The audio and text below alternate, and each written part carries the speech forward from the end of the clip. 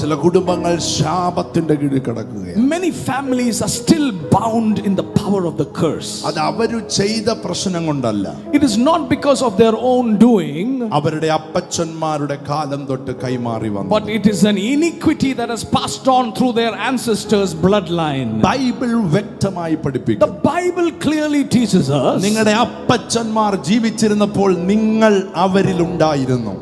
When your ancestors were living, you were in their loins. നിങ്ങൾ അവരിലുണ്ടായിരുന്നു. You were in their loins, in their bloodline. അടുത്തത് ഞാൻ പറയുന്നത് ശ്രദ്ധിച്ചു കേൾക്കുക. Listen very carefully for my next statement. അവർ പിശാചിന് തുറന്നു കൊടുത്ത ഓരോ വാതിലും. Come on. Every door our ancestors opened and invited the devils. അത് നിങ്ങൾ ചെയ്തതല്ല. It is not your invitation.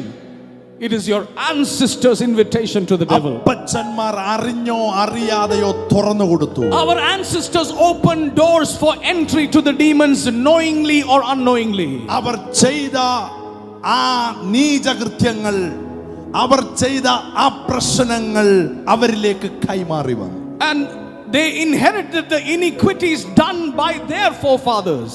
നിങ്ങൾ വിശ്വസിച്ചാലും ഇല്ലെങ്കിൽ, even if you believe it or not, ഏതൊക്കെയോ കാലത്ത് തുറന്നു കൊടുത്ത വാതിൽ ഇന്ന് അടയട്ടെ. There is a bloodline that has opened among the ancestors over our life. Let that shut in Jesus' name.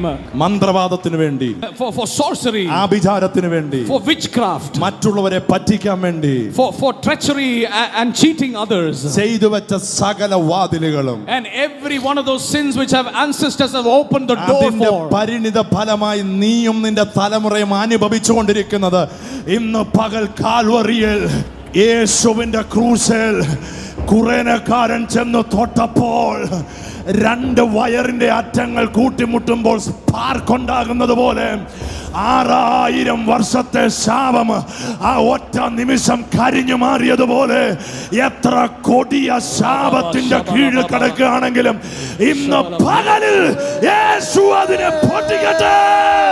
Let every curse of witchcraft and magician and divination that has passed down through the bloodline, let it shut by the blood of the Lord Jesus Christ. ഒന്നുകൂടെ ഈ സുവിശേഷത്തെ ഉയർത്തിക്കൊണ്ട് ഞാൻ വിളിച്ചു പറയട്ടെ, നിങ്ങൾക്ക് കിട്ടിയ ഏറ്റവും വലിയ ഭാഗ്യം നിങ്ങൾ ഇന്ന് വന്ന വണ്ടിയല്ല, നിങ്ങളുടെ കൂടെ വന്ന ആളുകളല്ല, ഈ സത്യം നിത്യ ദൈവമായ യേശുവിനെ അറിയാൻ ഭാഗ്യം ലഭിച്ചതാണ്.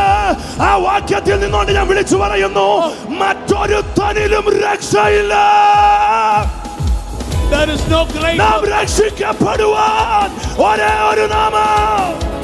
There is no greater blessing than to know the name above all names, the name of Jesus.